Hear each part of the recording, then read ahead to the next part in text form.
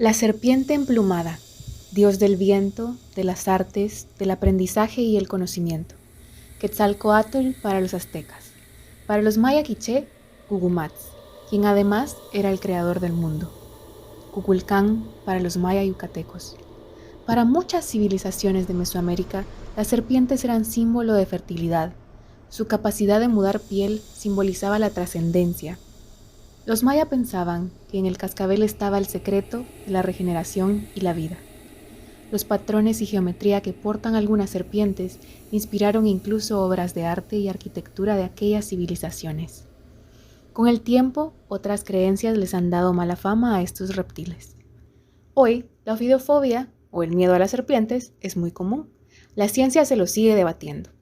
¿Es una fobia que aprendemos de niños o es un miedo innato? Muchas investigaciones han visto que a los primates bebés, incluidos los humanos, se nos dilatan las pupilas y se activan regiones del cerebro que dicen alerta al ver fotografías de serpientes. Sin embargo, reacciones similares ocurren ante patrones llamativos y aposemáticos. Aún no hay nada tan conclusivo en esta área, pero sí es cierto que culturalmente las serpientes son muy temidas y hoy en día aún tienen mala fama. ¿Cómo es que hay algunas personas que admiran y viven apasionadamente estudiando a estos incomprendidos animales? Hoy hablamos con el biólogo español Jaime Culebras, quien encuentra a las serpientes fascinantes y dedica su vida a estudiar, fotografiar, conservar y divulgar sobre reptiles y anfibios.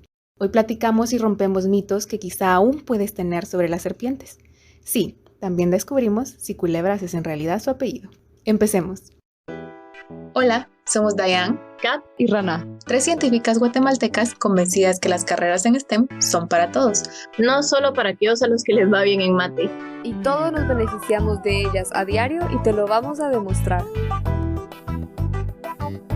Bienvenidos a Epistemas. Muchas gracias, Jaime, por haber aceptado estar aquí con nosotras el día de hoy. De nuevo, estamos con una persona que no es guatemalteca, entonces, ¡guau! Celebración. Y pues bueno, vamos a comenzar con nuestra entrevista contigo haciendo la misma pregunta que le hacemos a todos y es, ¿quién eres tú? ¿Quién es Jaime? Bueno, yo soy de España, llevo 10 años en Ecuador, sin embargo, porque soy biólogo y luego de hacer un máster allí de educación ambiental me pegué el salto al otro lado del charco a hacer un máster de biodiversidad en áreas tropicales y tras ello, pues bueno, me quedé porque conseguí trabajo, empecé a pegarle más fuerte a la fotografía también y entonces alterno un poco la ciencia con la fotografía, a eso me dedico, sobre todo en reptiles y anfibios. La mayoría de biólogos que hemos tenido en el podcast han sido latinoamericanos y creo que pues compartimos muchas cosas entre ellos y nosotras. Entonces te quería preguntar cómo es estudiar biología en España, ya que tú tienes el contraste de lo que es también trabajar en esa área en el trópico, ¿no? ¿Cómo ha sido para ti ese contraste, esa experiencia? Bueno, lo que yo había estudiado allí en España estaba muy enfocado en tema de ciencias de la salud, ¿no? La mayoría de materias que tenía, al menos en mi ciudad, bueno, en la ciudad que estudiaba, que era pequeña la universidad, no había tanto abanico de asignaturas, entonces eran sobre todo enfocadas en materias de la salud y en mi ámbito, que es la zoología, mucho menos. Y lo que se veía ahí de zoología, pues era un poco, yo qué sé, los gorriones, los pájaros de la ciudad, al menos el abanico que tenía más cercano. Y el venirme aquí. Yo era sobre todo ornitólogo allí en España, por cierto, aunque también le daba a los reptiles anfibios, pero me dedicaba más a las aves y al venir aquí, pues a esta explosión de vida, ¿no?, que tiene el trópico, pues la experiencia te podrás imaginar, ¿no? A alguien que le gusta estar siempre perdido por el monte viendo animales, era que es como si estuviera todo el día drogado de naturaleza, ¿no? Entonces fue de lo mejorcito que me ha podido pasar en la vida, ¿no? ¿qué fue lo que te hizo pasar a reptiles y anfibios? Esa pregunta me la han hecho muchas veces y creo que si me pusiera de una forma con pruebas, si me pongo en modo científico, no sabría decirlo con realmente el por qué, pero desde muy, muy, muy pequeño empecé a tener una fijación bastante grande por reptiles y anfibios, aunque yo también era sobre todo ornitólogo, pero las serpientes me perdían, ¿no? Entonces, desde pequeño me iba a coger serpientes, me las llevaba a casa, los escorpiones y las arañas también, es más, le chantajeaba a mi madre para que me dejara tener licosas o tener algunos escorpiones en casa, serpientes, aparecía del colegio, vengo del colegio, se me ha cruzado en la calle. Y no sabría decir entonces realmente por qué, pero a mí me parecen fascinantes. O sea, unos animales con esas coloraciones. El tema del veneno me parece muy interesante, el tema de evolución. Entonces, creo que de esa forma me ha generado pues, una atracción enorme hacia estos animales tan odiados, ¿no? Pero ¿por qué? ¿Por qué? ¿Por qué? Vete tú a saber. Antes de entrar a estos animales tan mal comprendidos y odiados, ¿qué fue lo que te llevó a estudiar biología? ¿Toda tu vida supiste que ibas a estudiar algo en ciencias o qué otras opciones pensaste cuando eras más joven? Pues los animales eran no sé si puedo decir bichos, porque la palabra bicho en algunos países no se puede decir, tiene un segundo significado, pero desde bien pequeño, como os decía antes, los bichos me encantaban. Mis padres dicen que quizás el comienzo de esa atracción por los animales viene porque, bueno, yo soy hiperactivo y de pequeño todavía más, y mis padres no eran capaces de cómo quedarme quieto. Y una vez me pusieron un libro de animales delante y como que toda esa energía se me descargaba en la admiración por ellos, ¿no? Entonces hay fotos de yo con 3 4 años pasando las páginas de una enciclopedia de animales y se cree que quizá eso fue el comienzo de todo, ¿no? Entonces, realmente una obsesión, yo casi diría a nivel enfermizo, ¿no? Los animales eran 24 horas al día en mi cabeza. Yo me iba solo al campo, llegaba y me leía los libros los animales que viese, me ponía a leer todo. Entonces creo que estaba bastante claro lo de hacer biología, pero la medicina me gustaba y llegó a ser hasta una alternativa. El tema de la medicina me parecía súper interesante. Y también estuvo lo de veterinaria ahí. Incluso al acabar biología me planteé hacer también veterinaria luego. Pero bueno, al final no. Eras de los niños que recitaba toda la enciclopedia de animales. Era de los niños que cogían lagartijas y bichos en la calle y los metían en el colegio, en clase. ¿Y alguna vez te metiste en problemas por hacer eso? Nada grave, o sea, me echaban la bronca, había veces que aparecía algún bicho dentro de casa y mi madre, no sé qué, yo qué sé, yo criaba Latrodectus, ¿no? Viudas negras también, y todas las crías se escapaban y luego pues alguna asomaba o alguna araña, alguna pequeña araña lobo dentro de casa y eso no era ninguna de las crías de las mías, o un lagarto que se me escapó, una lagartija se me escapó y 2 años después apareció en casa de mi vecina y yo no es la misma que yo tenía, pero nada grave. Nada de, no se me escapó, yo que sé, ningún jaguar ni nada porque no los tenemos allí, ¿no? Entonces, nada grave. Solo por eso es que no se te escapó. Pero por suerte nada a mayores, ¿no? De problemas me metí, eso sí, que me picó un escorpión por cogerlo con la mano, con 14 años o 13, no recuerdo, me picó y bueno, mi madre me echó la bronca. Le mentí, por supuesto, como había ¿Qué le sucedido. dijiste? Le dije que al apoyar la mano para atrapar un saltamontes me picó el escorpión, pero en realidad es que lo estaba agarrando por la cola, ¿no? Como siempre hacía. Y me pilló aquí y dolía. Pero nada grave tampoco. Bueno, y entrando ahora sí un poco al tema de las serpientes y estos animales tan poco comprendidos, ¿qué es lo que a ti te llama la atención de ellas? ¿O por qué te gustan tanto? Pues porque son poco comprendidas igual que yo, ¿no? Quizás. No, siempre ha sido unos seres que me han parecido fascinantes y creo que también el desconocimiento que hay en torno a ellas me parece muy interesante. Los venenos, las serpientes venenosas posiblemente sean mi mayor fijación. Entonces, toda esa evolución que hay, todo eso que se está investigando ahora en el tema de venenos, incluso en las aplicaciones médicas, ¿no? O cómo se ha desarrollado esa estrategia para sobrevivir sin poder tener unas patas, simplemente con una sustancia ser capaces de paralizar a unas presas y digerirlas, a mí me parece fascinante, ¿no? Y además la variedad de formas y colores que tienen estos animales, las capacidades que tienen para vivir en diferentes medios, a mí me parece alucinante, ¿no? O sea, que tengas desde una serpiente azul a unas que tienes de arco iris, a otras que tienes que imitan, que hacen imitación de otras, o sea, tienes un abanico tan gigante de ellas y en ecosistemas tan diferentes que a mí me parecen unos animales espectaculares, ¿no? ¿Tenés alguna favorita o algún encuentro que todavía te recordes y que digas este momento qué chilero? No sé si la palabra chilero. Qué chévere dirían aquí, qué bacán en Colombia o qué guay en España. Pues son varios casos. En tema de serpientes, bueno, una que me encanta, que no he visto todavía, es una que se llama Caliophis vibrigatus o vibrigata, que es una serpiente coral asiática que es toda azul con la cabeza roja y es un azul muy intenso, ¿no? Bastante brillante. Esa es una de las serpientes que más ganas tengo de ver. Luego, cuando vi la Trimeresurus insularis, la víbora azul de la isla de Komodo, pues no, imagínate un animal que es azul, una serpiente que es azul, azul, espectacular, ¿no? Y otro encuentro increíble fue cuando el año pasado hicimos una publicación del redescubrimiento de una serpiente. Cuando hablamos de redescubrir especies, podemos hablar de tres distintas situaciones. 1. Cuando nos encontramos a una especie que se había declarado extinta. 2. Cuando nos encontramos a una especie que no se había reportado por décadas, aunque no existe un número de años definido. 3. Aquellas de las que no se conocía más que el primer organismo reportado para la ciencia. Y queremos hacer énfasis en esta última parte. Hablamos específicamente de especies descritas para la ciencia. Esto no significa que las comunidades indígenas no las conocieran ya, y este conocimiento también es real y valioso para la humanidad y para la ciencia. Pero hablaremos más de la importancia del conocimiento e involucramiento local más adelante en este episodio.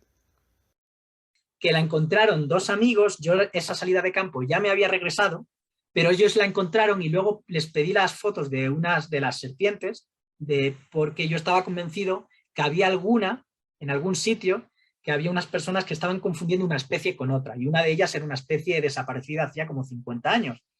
Entonces, cuando me mandaron los amigos, dije, ¿qué es esta especie desaparecida? Y sacamos esa publicación, pero claro, yo no la había visto.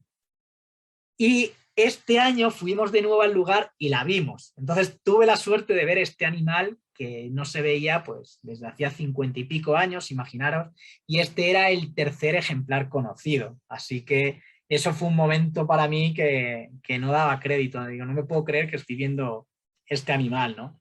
Muchísimas más serpientes, por supuesto, ¿no? Cualquier serpiente que no haya visto y si está amenazada también me interesa, pero esas quizás son las que te diría así a priori. ¿Y cómo es que llegas a unir el trabajo de investigación que estás haciendo y como que este interés científico con la fotografía? ¿En qué momento realmente entraste tú al mundo de la fotografía?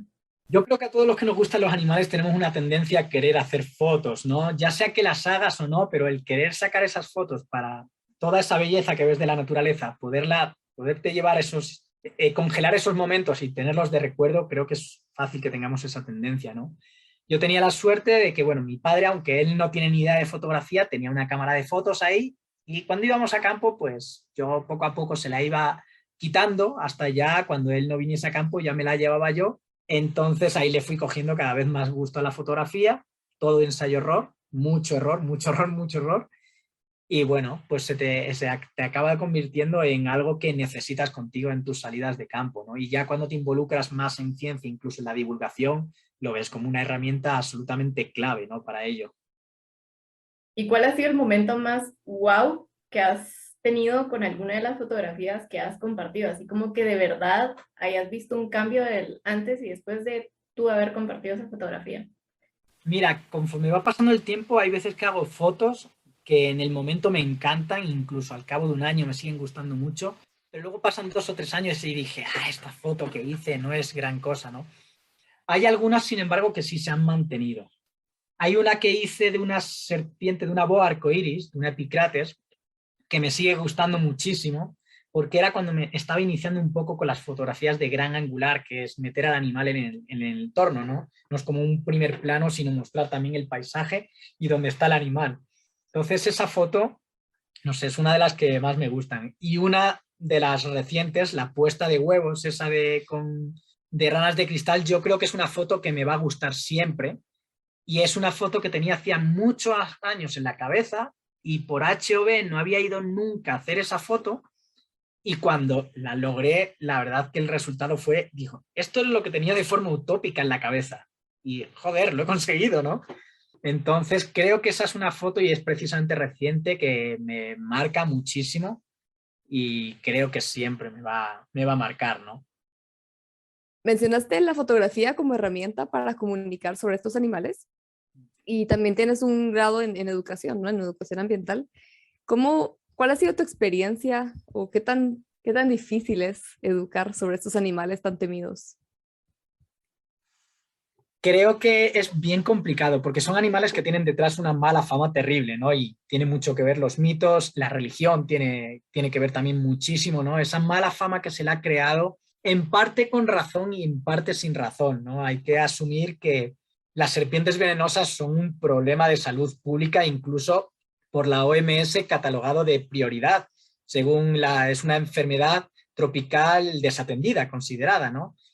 Entonces hay una realidad de una problemática, pero luego también, claro, hay esos mitos de que anacondas que comen personas, las películas que te saltan, que te escupen, que te echan fuego, que a las lactantes van y le quitan la leche, que si no sé qué, hay todo tipo de mitos terribles, ¿no?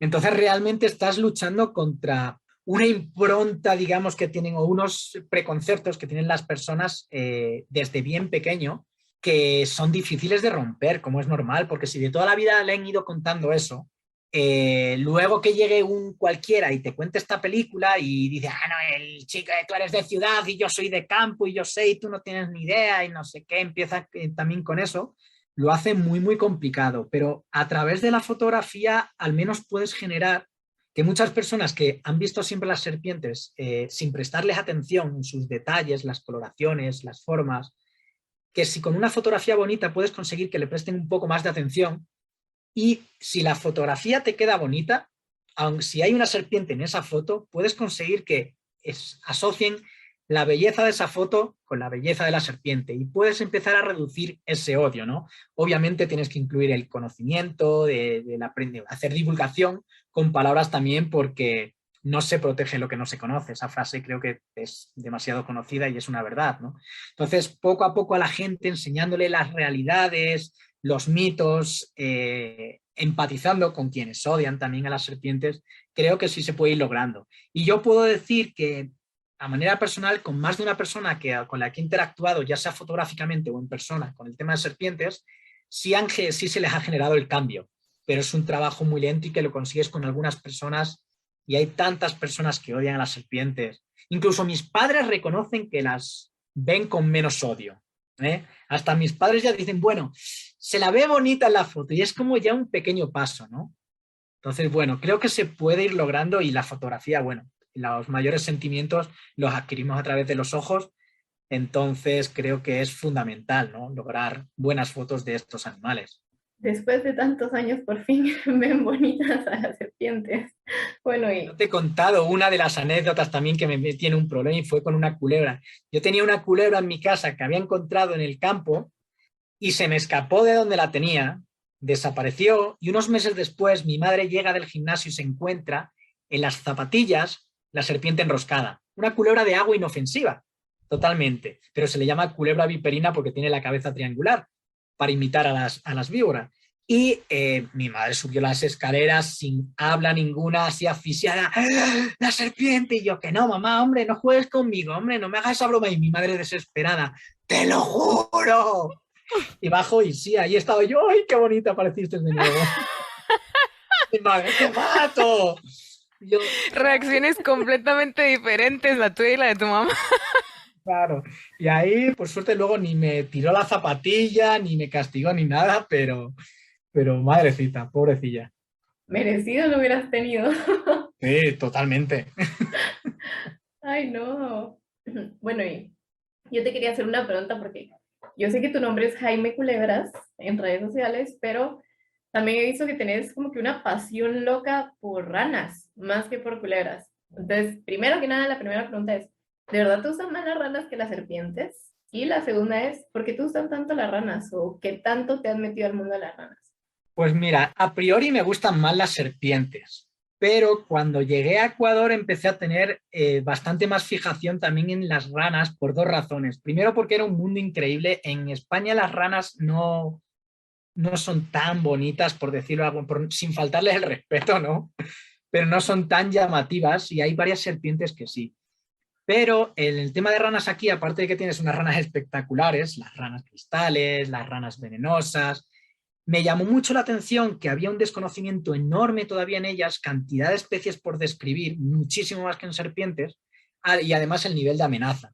Los anfibios son los vertebrados más amenazados del mundo, con más de un 40% en alguna categoría de amenaza, y eso me hizo querer tener una mayor fijación en ellos por contribuir de alguna manera a la conservación de ellos, ¿no? De todas formas, el tema de serpientes creo que está infravalorado su amenaza porque es más difícil censarlas, por decirlo de alguna forma, ¿no? Entonces eso hizo que me fijase muchísimo en las serpientes por temas meramente de científicos y de conservación.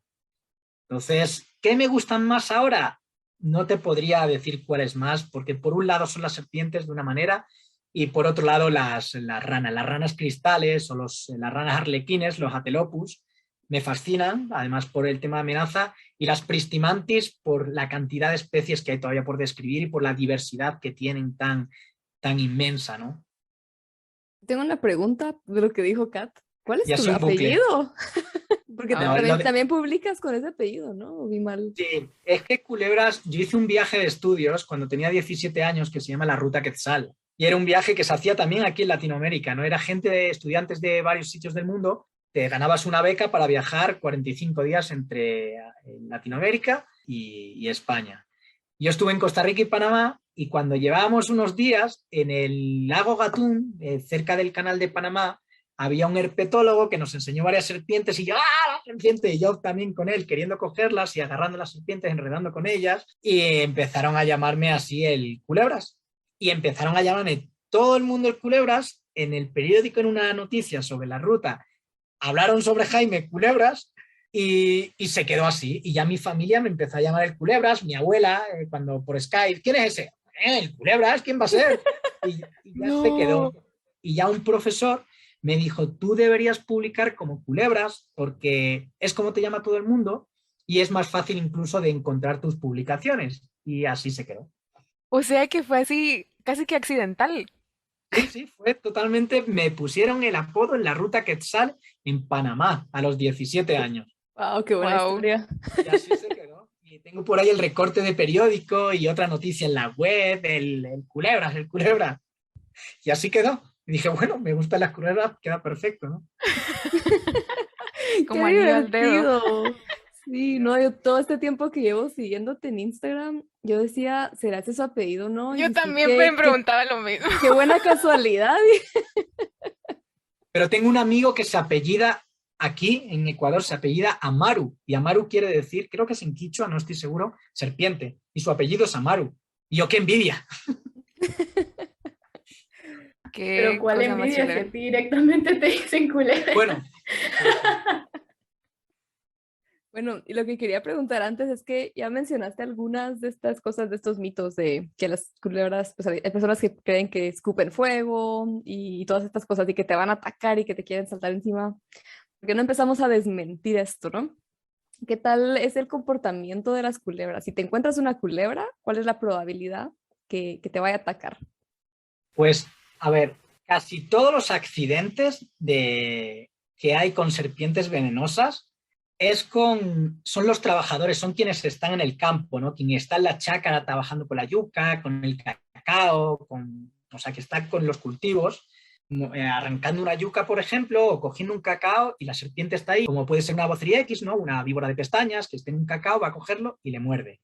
Entonces, esas son la gente que está realmente afectada. Que tú vayas por el campo y te encuentres una serpiente, la probabilidad de que la serpiente se vaya, huya, es casi del 100%. Y si no huye, lo que va a estar es quieta, según la especie, ¿no? Hay serpientes, ya sea venenosas o no venenosas, que en cuanto te ven se van, y otras que se quedan quietas. Hay unas que son las Porcidium, que son unas así víboras gorditas, que se mueven poco, y suelen estar ahí quietecitas y pasas al lado y simplemente se van a estar quietas. Y si tú pasas demasiado cerca de ella va a sentir que es una amenaza, obviamente, y te va a lanzar un ataque posiblemente por protegerse, ¿no? Porque te viene alguien que es mucho más grande a pegarte un pisotón, o a lo mejor tú intentas dar un bofetón, pues ella tiene colmillos y va a utilizar su defensa, ¿no?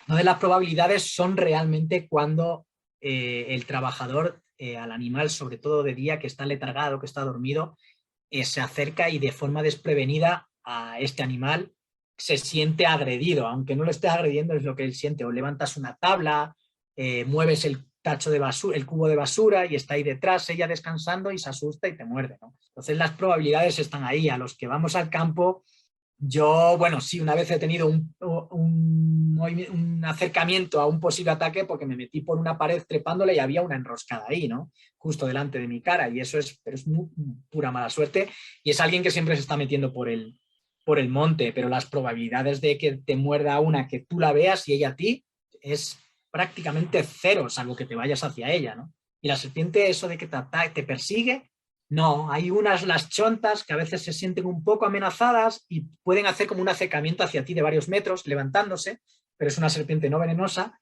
Y luego en Asia, sí es cierto que las cobras, cuando se sienten amenazadas, también se te pueden acercar hacia ti. La cobra real, por ejemplo, si tú ves una en el campo y la molestas, ella, que no es de extrañar, que se dé la vuelta y se acerca hacia ti por varios metros, no por 100 metros, como dicen, que salí corriendo, me monté en el coche y luego en un avión y me seguía persiguiendo la serpiente, y dices, no, hombre, no, es que llegan a casi eso, ¿no? Aviones llenos de serpientes. Qué mala película, ¿no? No porque no es cierta, sino porque qué mala película. Cuando voy yo en el avión, ¿no? Literal, culebras en el avión. Y en el caso, digamos, así como le pasó a tu mamá, que se encontró una serpiente en el zapato enrollada, ¿qué hacer en el caso de que te encontraras una serpiente en tu casa? Disfrutar de ver esa maravilla de animal y reñir a tu hijo si es el culpable y lanzarle las zapatillas si tiene que ir a casa. Claro, eso es otro tema bien complicado, y ese es el tema en el que a mí me hace entender a quienes matan a las serpientes, ¿no? Si yo soy alguien del campo que no tengo experiencia en serpientes y una serpiente me entra en casa, mi reacción va a ser proteger a mi gente y a mí. Y va a ser pegarle un machetazo o un escopetazo, lo que sea, y es normal. Porque dicen, pero avisa a alguien que sea experto en serpientes y para que vaya a buscarla. Sí, díselo a alguien que te vive a 4 horas de la civilización en una casa perdida de la mano de Dios, que llame, y que la serpiente se te va a quedar ahí quietecita esperando así, diciendo a que venga el experto en serpientes. Como es normal, la primera reacción va a ser probablemente matarla, ¿no? Pero ante una situación así, si con un palo puedes hacer que salga de la casa, pues quizás es la mejor opción. Si la puedes meter en un cubo, pero claro, siempre hay un riesgo, ¿no? Incluso el sacarla fuera de casa con un palo, la serpiente sale de casa y se te puede ir para la izquierda y luego se te cuela por otro lado dentro de ahí. Entonces, yo a veces puedo hasta recomendar que se mate a la serpiente en esos casos. O sea, si es un caso que realmente hay un posible riesgo de que el animal incluso no puedas echarlo de casa y que pueda volver a entrar, yo que la maten, o sea, no me voy a oponer a eso, la verdad. Si hay la opción de evitarlo y de llamar a alguien, de atraparle y guardarle y llamar a alguien, pues bueno, pero no es una regla fija, es según cada circunstancia, ¿no? En estos casos no hay unas reglas de seguir al pie, hay demasiados factores que pueden influir, ¿no?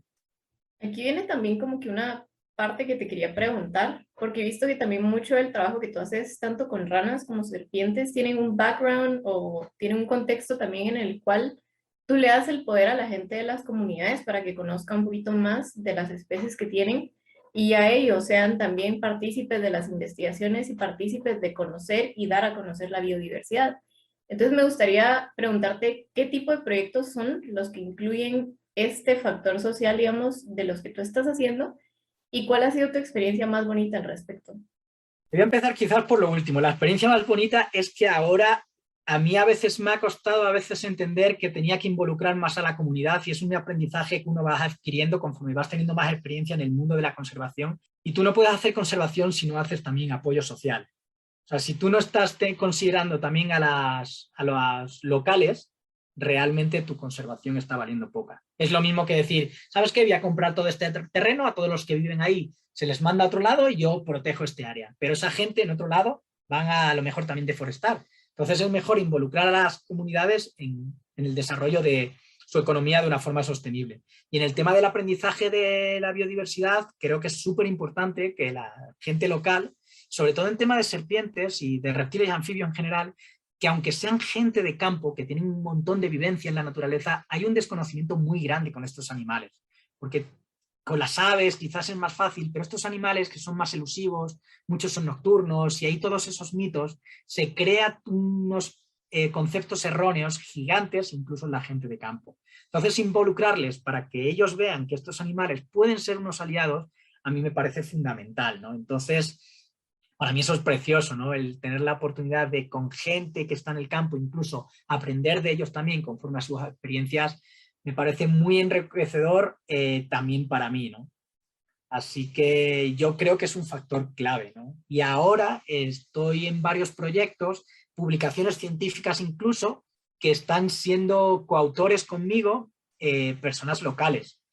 Ellos quizás no saben escribir el texto, pero ellos son los que han encontrado el animal, por ejemplo. Entonces, si yo saco la publicación sin incluirle a ellos, estoy siendo realmente un ladrón, que es algo que ha ocurrido muchísimo en ciencia, ¿no? No se le considera a los guardabosques o a quienes van en el campo y son los que encuentran los animales, muchas veces se les ha dejado de lado porque son solamente los que lo han encontrado y el que lo escribe es como que lo único que vale, ¿no? Entonces ahora estoy haciendo varias publicaciones, no son grandes, son inventarios o nuevos registros de una zona que no se conocía una especie, etcétera, en la que se involucra a los locales.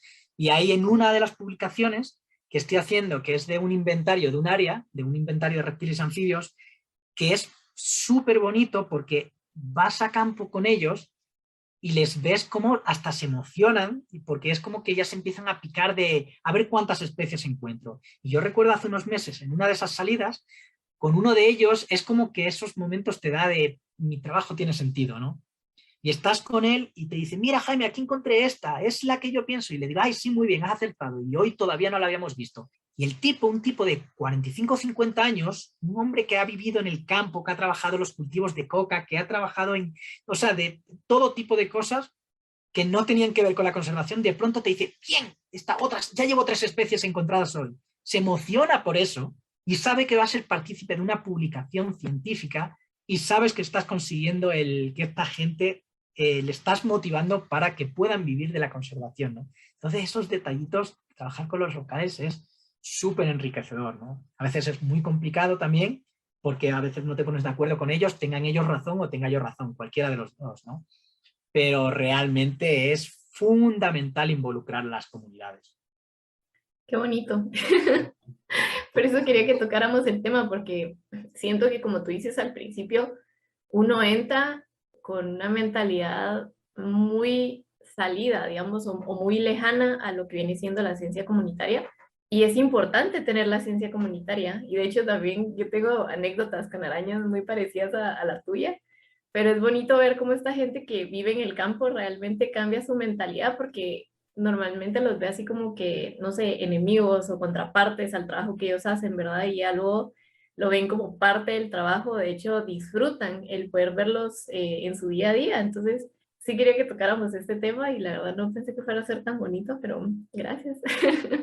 No sé si ustedes tienen alguna otra preguntita. Tal vez antes de las preguntas de Instagram, quisiera hacer una última pregunta, que yo creo que tal vez en Europa es un poquito más, o en Europa y Norteamérica, tal vez un poquito más fácil que lo que es en los trópicos. Y la mayoría de las personas que nos escuchan están en Latinoamérica, ¿no? Y esta duda me llega a mí también seguido y es, ¿cómo sé si una serpiente es venenosa o no? Gracias por esa pregunta porque quiero romper un poco el que queremos a veces forzar el simplificar eso. Es como queremos hacer para todo reglas. Y lo siento, no hay manera de saber de una forma sencilla diferenciar una serpiente venenosa de una venenosa. No sé si lo he dicho bien, de una venenosa de una no venenosa. Porque hay demasiados factores que influyen. Primero depende del país. Si es en Latinoamérica, en el tema de corales y falsas corales. Te dicen, el patrón rana. Eso viene por Norteamérica, ¿no? Porque normalmente en Norteamérica si se cumple el patrón rojo, amarillo, negro, amarillo, es que es coral verdadera, y si el rojo está junto al negro, es falsa coral. Pero hay excepciones, hay una excepción incluso en Norteamérica de una serpiente del sur, ahora no recuerdo el nombre, y luego también hay patrones aberrantes que son más comunes de lo que la gente cree. Pero luego en Latinoamérica tenemos alrededor de 80 serpientes corales verdaderas y tenemos no sé cuántas falsas corales también con todo tipo de patrones, con anillos completos por el vientre, falsas corales con anillos completos, como Erythrolamprus gunteri y otras cuantas, con serpientes corales que no tienen siquiera anillos, como los que antes eran Leptomicrurus, que son todas oscuras por arriba y tienen un anillo en la cabeza y otro en la cola, y ya está. Con corales que no tienen siquiera anillo negro, que es rojas, blancas y amarillas, como Micrurus landorfi. Entonces no hay una manera fácil de saber de una forma segura diferenciar ni siquiera entre corales y falsas corales. Y cuando ponen el caso de con las víboras, en las víboras tenemos falsas víboras que tienen también cabeza triangular, falsas víboras que tienen también la pupila vertical. Para saber si es víbora o no en Latinoamérica, la Foseta laureal. Pero claro, ponte a alguien que no sabe que distinga, eso es Foseta laureal o es la narina, ¿no? Entonces, no hay una manera fácil si no eres alguien que tiene experiencia. Por localidades te puedes ir o por países más o menos saber un poco. O dices, pues mira, en esta zona, en Quito, solamente hay una falsa coral. No hay corales en Quito. Entonces, en la ciudad de Quito solamente hay una falsa coral. Por tanto, no va a haber corales. Y no hay víboras, por tanto, que son venenosas en Quito. Pero a nivel general, como hoy en día la información se difunde tanto de forma general y la información que escuchas en Norteamérica luego alguien la lee en Chile y se la cree que es algo global, pues yo diría que no hay manera de diferenciar una serpiente venenosa de una no venenosa. Y ojo, en Europa, por ejemplo, las víboras de España, por ejemplo, no tienen la foseta l'oreal, son víboras sin fosetas. Y tienes la víbora hocicuda y tienes la culebra viperina con la cabeza triangular. Entonces hay demasiados factores, demasiada diversidad como para hacer una generalidad de esas. La forma más fácil cuando eso sucede es suponer que todas son venenosas y tratarlas a todas con el mismo respeto, pues. Correcto. No intentes meterle mano al animal y respétala. Y si puedes llamar a alguien que sepa, pues o subir las redes, que hoy en día hay muchos grupos que son muy útiles, que enseguida tú los subes y si tienes internet en ese momento hay cantidad de personas en esos grupos de Facebook que te la identifican rápido, ¿no? Ahorita me acordé de esta foto, ¿no? De cómo identificar una serpiente venenosa y con si es una o dos escamas en la parte ventral, cerca del ano, y alguien pone un tweet, man, si me encuentro una serpiente no me voy a poner a inspeccionarle el pues. Pero es que hay una imagen también conocida que te hablaban del tema de lo de la foseta y te pone un ejemplo de una víbora, una cascabel, por ejemplo, venenosa porque tiene foseta y pupila vertical. Y luego te ponen otra foto de otra serpiente que dicen no venenosa porque tiene pupila redonda y no tiene foseta. Y la foto era de una cobra. Entonces, imagínate, ¿no? Cómo se va transmitiendo la información que puede ser real en un sitio. En España, si no tiene foseta, no es venenosa. Digo, puede ser, si no tiene foseta en España, puede ser venenosa o no. En unos sitios te puede valer esa información, pero es que pusieron el ejemplo de una cobra y dices, o sea, imagínate, ¿no? Y ahí estaba impreso en un lugar y todo. Ah, la gran, mira, sinceramente es que nosotras nos podríamos quedar platicando ahí sí que horas, pero nosotras en nuestro Instagram pedimos a la gente que hiciera preguntas para ti. Entonces, reproducción, ¿por qué unas ponen huevos y otras no? ¿Por qué los mamíferos, bueno, salvo los monotremas, no ponemos huevos y las aves ponen huevos? Pues la evolución se ha dirigido así, ¿no? Yo no sabría responder a esa pregunta. La evolución ha hecho que haya unas, la verrugosa, aquí en Latinoamérica, la verrugosa es una víbora que pone huevos y la mayoría de víboras, pues aquí paren crías, ¿no? Entonces no sabría responder a eso. Creo que ha habido pues una serie de procesos a lo largo de la historia natural de los animales que han hecho que diversifiquen con unas estrategias u otras y para unas han sido efectivos el poner huevos y para otro ha sido efectivo parir crías. Lo mismo que está el cuidado parental y el no cuidado parental, según la evolución, la efectividad que ha habido, ¿no? Hay serpientes que tengan cuidado parental. Sí, bueno, las laquesis, las verrugosas, por ejemplo, cuidan los huevos. Y creo recordar que en cobras también había que se quedaban también cuidándolos. Eso no lo recuerdo bien, pero si no recuerdo también. Si no me equivoco también. A que veáis, es que son increíbles. Qué cool, nunca me lo hubiera imaginado. De ahí te digo que no te hacemos la otra pregunta porque están preguntando por una receta culinaria para hacer serpientes. Entonces, ¿cómo por qué? Yo le invito a que se tome un café mejor, ¿no? A lo mejor lo disfrute y vea fotos de serpiente y lo maravillosas que son. Sí, dale a él. Sí, yo tengo una pregunta. ¿Qué hacer si te muerde una serpiente? En el caso, digamos, que estás en la ciudad cerca de pues centros de salud, etcétera, ¿y qué hacer si te muerde una serpiente estando alejado de todo esto? En ambos casos es lo mismo, es ir a un hospital. Hay la leyenda de, pero ¿y si estás en una zona muy remota? Ir a un hospital. Es que es la regla que hay marcada para en cualquier situación, porque una serpiente lo normal, ¿vale? Esto siempre es lo normal, no te va a matar en una hora, como eso que dicen, te mata en un minuto, no sé qué. También tiene que ver, no es lo mismo que te muerda o te pique. Por la RAE se podría decir que es válido decir picar, pero que te muerda en el cuello una cobra a que te muerda en el dedo del pie, ¿no? Y no es lo mismo que le muerda a un niño a que le muerda pues a una persona sana de 70 kilos, ¿no? Pero tú lo que tienes que tratar de ir al hospital de la forma más rápida posible, pero cuando digo rápida no me refiero a ir corriendo, porque obviamente tienes que intentar mantener el ritmo cardíaco lo más lento posible, ¿no? Entonces la regla es no hacer torniquetes, no hacer cortes, no chupar la herida, de ahí hay un chiste que no lo voy a contar, pero algún día lo puedo decir, de no tomar brebajes raros, de no darle alcohol a la persona, no darle descargas eléctricas, no usar los succionadores, esos extractores mágicos que creen que ayudan, no. Ir al hospital, que la zona mordida se mueva lo menos posible y ir lo antes posible al hospital con la persona que tiene que ir al hospital de la forma lo más calmada posible.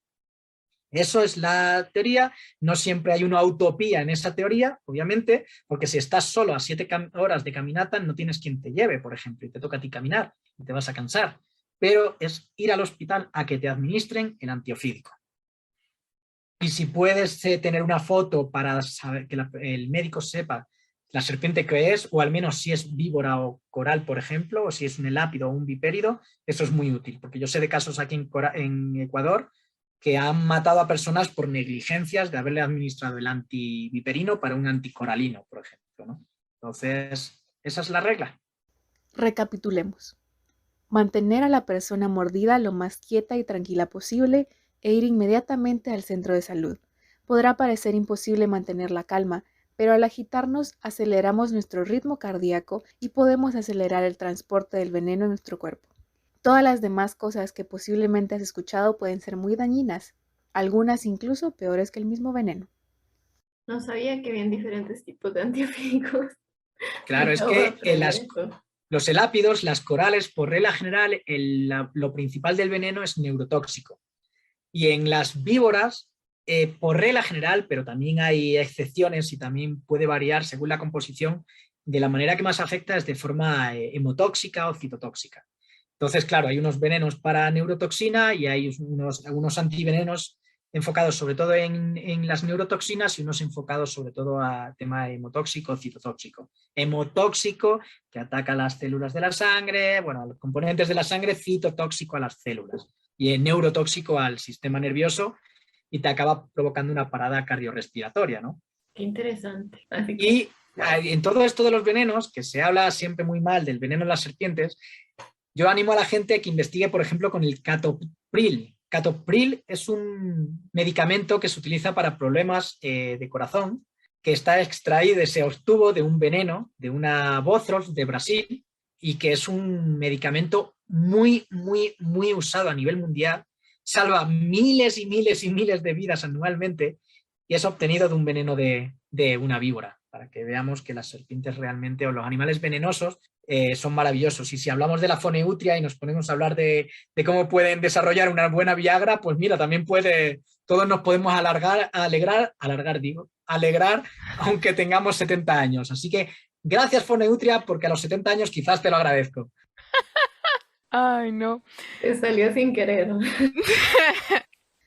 Por si no entendiste el chiste, te invitamos a escuchar el episodio con el aracnólogo colombiano Luis Fernando García, en donde hablamos más de venenos de arañas.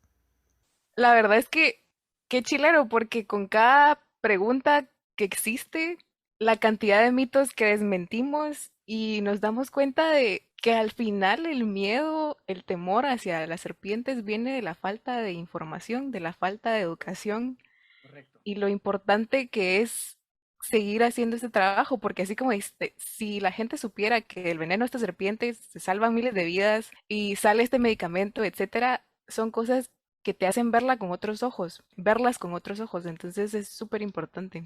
Y hace falta eso y también entender a quienes están en contacto directo en el campo con serpientes venenosas, entenderles que para esas personas va a ser más difícil generar quizás ese amor o ese entendimiento porque ellos también tienen un conflicto, ¿no? El conflicto animal-humano es uno de los grandes retos que tenemos también en la conservación. Ya no solo con serpientes, con muchos otros problemas de conflicto, ¿no? Bueno, ahora sí Pero- vamos llegando a la hora, entonces vamos a tener que pasar a nuestras preguntas finales.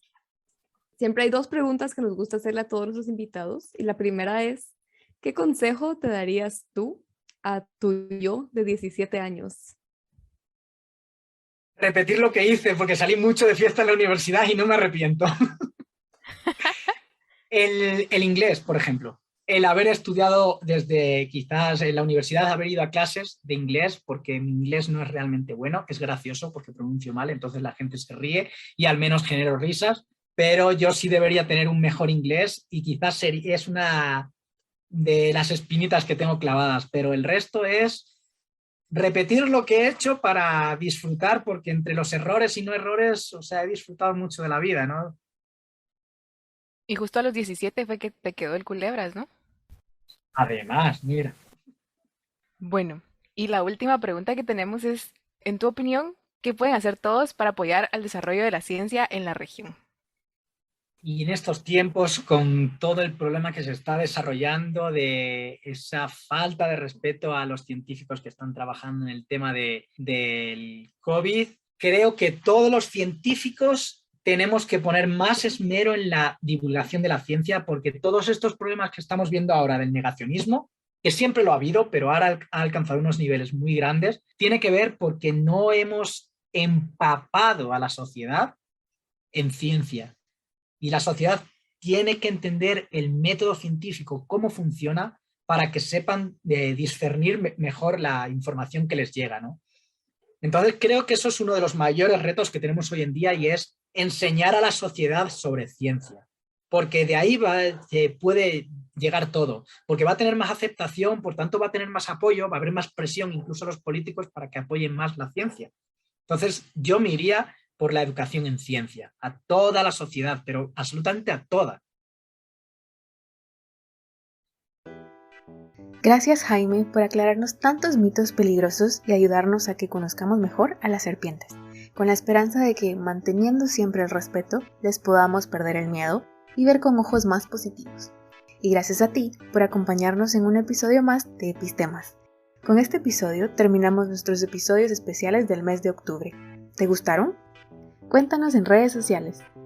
Y así como Jaime nos recuerda la importancia de divulgar, ayúdanos tú también compartiendo este episodio con esa persona que le tiene miedo a las serpientes, con tus papás, con tus primos, con el de la tienda, con tu crush, con tus amigos, con todos. Hasta la próxima.